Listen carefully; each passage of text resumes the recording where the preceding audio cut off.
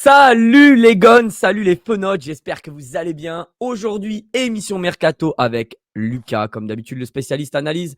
Et on va vous parler de deux joueurs, mais avant que je vous parle de ces deux joueurs, comment tu vas mon Lucas? Écoute les amis, ça va très très bien, ça va mon Juju, très content de vous retrouver ce soir pour cette émission sur le Mercato Lyonnais, ça fait plaisir. Et regardez-le comme il est beau, mais qu'est-ce qu'il est beau, voilà la jeunesse. C'est célibataire mon Lucas? Ah ça, je garde pour moi, je vous le dirai pas. Garde pour toi parce qu'on posait une annonce là, on posait une annonce mon Lulu. Bon, blague à part, allez on arrête les blagues, on va parler du concret. Archie Brown, arrière gauche de Bruges. On en parlera tout de suite avec Lucas. Et Thiago Almada, la pépite qui fait débat. La pépite Almada, joueur de MLS international argentin. On va démarrer cette émission. Allez, on va commencer par la pépite d'Argentine, Thiago Almada. Voilà, Thiago Almada, mon Lucas, je sais que tu as, voilà, t'as ta petite préférence. Voilà, il y a quelque chose avec ce Thiago Almada. Il y a quelque chose de particulier parce que bon, je parle dans mon cas à moi, je sais que mon ami Victor Vic sur la chaîne, il est aussi un peu de mon avis. Avec Julien, on n'est pas tous d'accord, vous allez voir.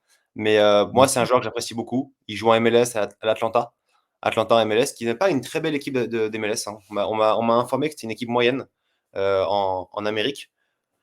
Joueur très décisif, joueur très bon sur les coups de pied arrêtés. Et surtout, le plus intéressant, c'est que c'est un joueur polyvalent, capable de jouer dans un milieu à 3, en 4-3-3, capable de jouer numéro 10 dans un 4-2-3-1. Donc moi, c'est un joueur que j'affectionne beaucoup et c'est propre à moi. Alors, Thiago Almada, international argentin, comme vous pouvez le voir. Voilà, un joueur, qu'on dit de lui beaucoup de bien, un joueur, très apprécié du monde du football. Et pour ça, naturellement, mon Lucas vous a fait des statistiques exactement comme la première vidéo, si vous ne l'avez pas vue, sur la recrue Abner qui a signé à l'Olympique Lyonnais, pour 8 millions d'euros. On va vous les passer de suite. Alors pour ceux qui ne sauraient pas comment ont été faites ces statistiques, elles ont été prises en Europe ces stats ou en MLS, Alors, mon Lucas? ces statistiques, elles prennent tous les championnats, en fait, hors Big Five, donc hors 5 grands championnats européens. Donc c'est toujours Opta, comme d'habitude. Et du coup, elles sont comparées, en fait, championnat portugais, championnat Eredivisie, Pays-Bas, MLS, Amérique du Sud. Donc tous les championnats, en fait, autres que le Big Five. D'accord, très bien. Alors, ces stats, elles sont faites comment? Ça prend tous les joueurs qui sont au positionnement d'Almada et on référence. Je vous donne l'exemple pour ceux qui n'auraient pas vu la première vidéo. 1000 joueurs, on va dire au pif, 1000 joueurs. Et là, ça nous donne là où il est par rapport à ses statistiques, s'il est dans les premiers ou dans les derniers. Voilà, en gros. Et comme on peut voir, les stats sont folles pour Almada. Donc, je te laisse nous parler un petit peu, mon Lucas, de ces stats qui sont quand même incroyables, hein. Et bah alors, tout l'aspect passe, donc passe créatrice. Passe créatrice, c'est quoi? C'est tout ce qui est passe, en fait, qui vont amener à une tentative de tir. Passe progressive, passe dernier tiers. Il est niveau élite, donc il est dans le top mondial par rapport au stade comparé. Et il ressort quasiment à 99, quasiment à chaque fois, hein, 95-99. Donc dans le top quasiment 5% dans tout ce qui passe. Ça peut être passe tentée, ça peut être passe réussie. Dans les dribbles réussis, pareil, élite, niveau élite. Donc, comme je vous ai dit, c'est dans le top 20%, meilleur 20% mondial dans hors Big Five. Et ensuite, donc, on a les dribbles décisifs. Là, c'est intéressant puisque c'est tout dribble qui précède ensuite une tentative de tir. Ça, c'est intéressant. Parce que du coup, dans l'effectif actuellement, qu'est-ce qu'on a? Il nous manque ce joueur présent offensivement, mais capable d'évoluer dans le milieu à 3, à la place d'un Cacré, à la place d'un Mangala qui ne fait pas qui donne pas forcément, qui me convient pas, moi, personnellement. Donc, il pourrait vraiment être ce troisième milieu plus offensif, puisqu'on voit qu'il est également intéressant dans les courses dans la surface. Il est mid quasiment en zone forte. Donc, il a une présence offensive importante. Et moi, c'est ce que je recherche. Je veux quelqu'un de présent offensivement et je m'en fous s'il n'est pas bon défensivement. Voilà, vulgairement. Joueur estimé à 25 millions d'euros, assez jeune international argentin qui joue à l'Atalanta, je le répète. Les gars, dans le chat, mettez-moi les pouces et abonnez-vous à cette vidéo. Et notez-moi sur 10 si un Almada à Lyon, ça vous plaît. On parle d'un joueur quand même estimé à 25 millions d'euros. Est-ce qu'un Almada à Lyon vous plaît? Oui ou non? Voilà, et vous me mettez la rumeur sur 10, à combien vous l'estimez, du moins sur 10, ce joueur, s'il venait à Lyon. Voilà. On va faire un petit le petit visuel, de comparatif par rapport à un joueur à peu près similaire, c'est Ryan Cherki. D'accord. Je te laisse parler mon Lucas. Donc, je vous ai fait un visuel également, donc comparatif. Je fais souvent ça, des radars comparatifs. Alors, j'ai pris le joueur le plus créatif de l'effectif, Ryan Cherki, et un des seuls qui peut jouer un petit peu dans l'axe, dans cette position de numéro 10. Mais Cherki ne peut pas jouer numéro 8, on va dire grossièrement. Donc, qu'est-ce qui ressort dans ce comparatif? En passe créatrice, donc comme je dis, passe qui précède un tir, il est supérieur à Cherki. En passe progressive, il est légèrement supérieur à Cherki. En termes de qualité des occasions, donc il est un petit peu inférieur, c'est-à-dire que des fois, il peut prendre sa chance, soit de plus loin, soit tout simplement dans des zones qui sont peut-être moins intéressantes, mais il va quand même marquer parce qu'il a des très bonnes stats. En dribble réussi, c'est très proche. Et ensuite, il va être meilleur dans les tirs des coups francs, puisque c'est un joueur qui tire les coups francs, c'est sa grande force. Et là, pour le coup, c'est un tireur d'élite. Moi, j'appelle ça un tireur d'élite, puisque 3 coups francs sur une saison, depuis l'époque Juninho, je pense que j'ai pas vu ça Oui. quasiment, on va pas se mentir. Mmh. Pareil, en défensif, il est meilleur. Donc en fait, on est sur un joueur qui est un peu plus âgé que Cherki, 3 ans de plus, 2 ans de plus, mais qui est tout simplement meilleur actuellement en MLS. En MLS et pas en Ligue 1. Donc il y a une petite nuance quand même sur les statistiques. Voilà, comme dirait Une très Julien. grosse nuance pour moi, Ouais, et je vais vous dire mon avis sur, Thiago Almada. Thiago Almada pour moi, c'est un joueur, sûrement en devenir, sûrement une pépite, sûrement un joueur incroyable. Je vais pas parler de ce que je ne connais pas, du moins le peu que j'ai vu de lui. C'est un joueur, dans la hype, un peu comme diraient les jeunes. Personnellement, un joueur à 20 millions pour terminer sur le banc, ça me plaît pas des masses. Pour moi, si on fait venir Thiago Almada, c'est pour être titulaire. Est-ce que vous pensez vraiment qu'un joueur qui vient d'un championnat qui a un niveau à peine Ligue 2, voire national, comme la MLS, ça doit venir jouer titulaire? C'est facile d'être fort avec des faibles, c'est beaucoup plus difficile d'être fort avec des forts. Pour moi, il a pas le niveau encore, ou du moins, je pense pas il faille compter dessus, heu, tout de suite dès l'année prochaine en disant: «Voilà, on a mis 20 millions sur lui, il faut qu'il soit titulaire à la place de Cacré parce qu'on a besoin d'un 8 créateur». Pour moi, ce joueur-là, c'est un gros, gros, gros pari. Donc j'émets de gros, gros, gros, gros doutes.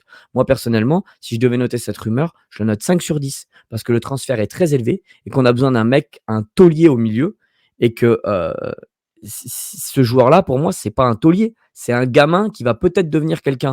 Vous savez, la première année de Juninho, eh bah, la première année de Juninho, eh bah, il est pas titulaire, hein, il performe pas.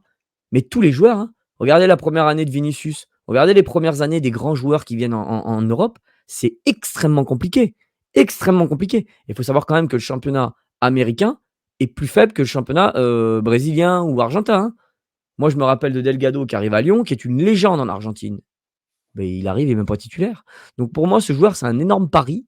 Je dis pas qu'il ne deviendra pas une vedette un jour ou un prodige, j'ai pas dit ça, parce que ce sera deviendra sûrement un prodige. Mais compter dessus la première année en disant: «Voilà, il faut en faire notre taulier titulaire», alors qu'il fait 1,12 m et qu'il pèse 50 kilos, moi je trouve ça très risqué. mmh, Après, si je me trompe et qu'il signe à Lyon, je lui souhaiterais la bienvenue et je lui dirais, bah: «Bienvenue à toi et fais du mieux que tu peux et deviens une vedette à Lyon».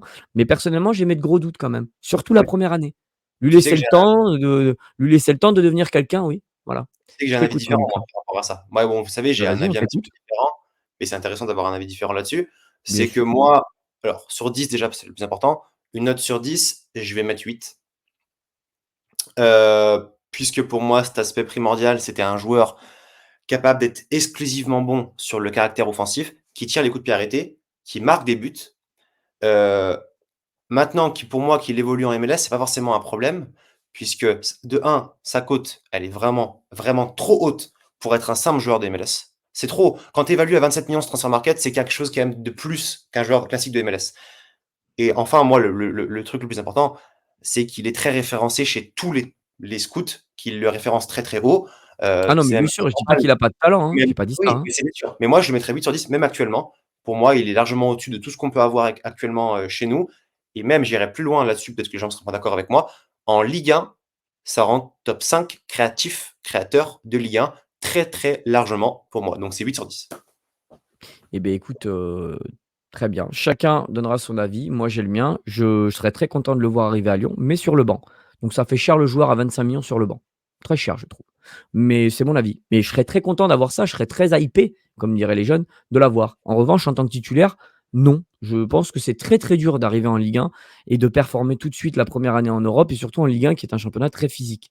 On passe au suivant, qui n'est pas des moindres, Archie Brown, pas Alphonse, hein, pour ceux qui ont la ref, pas Alphonse Brown, mais Archie Brown, voilà, joueur, c'est, FC Bruges ou la Gantoise? Je ne reconnais même pas. C'est la Gantoise ça? C'est la Gantoise, c'est la Gantoise. Eh Ouais. oui, c'est la Gantoise. Ouh là là, c'est la Gantoise. Eh oui, joueur de la Gantoise, Archie Brown, qu'on avait déjà parlé de lui l'année dernière, mon Mmh, Lucas.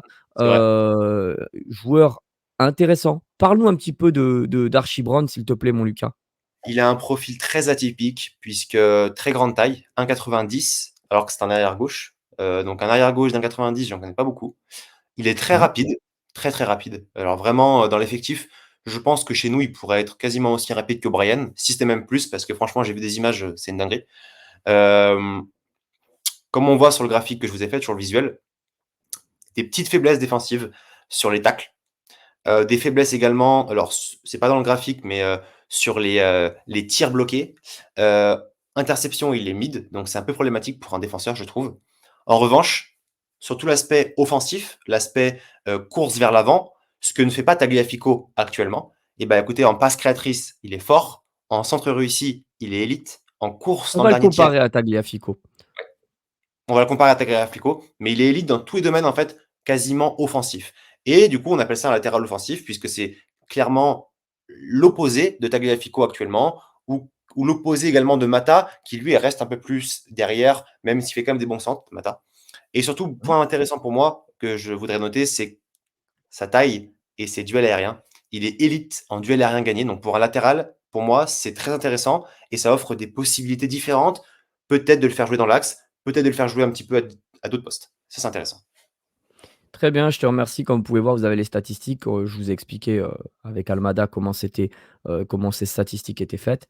Voilà, Archie Brown, qui viendrait en comparaison de, Tagliafico et d'ailleurs, bah, du coup, pour vous faire un avis un petit peu pour comparer les 2 joueurs assez totalement différents, je trouve.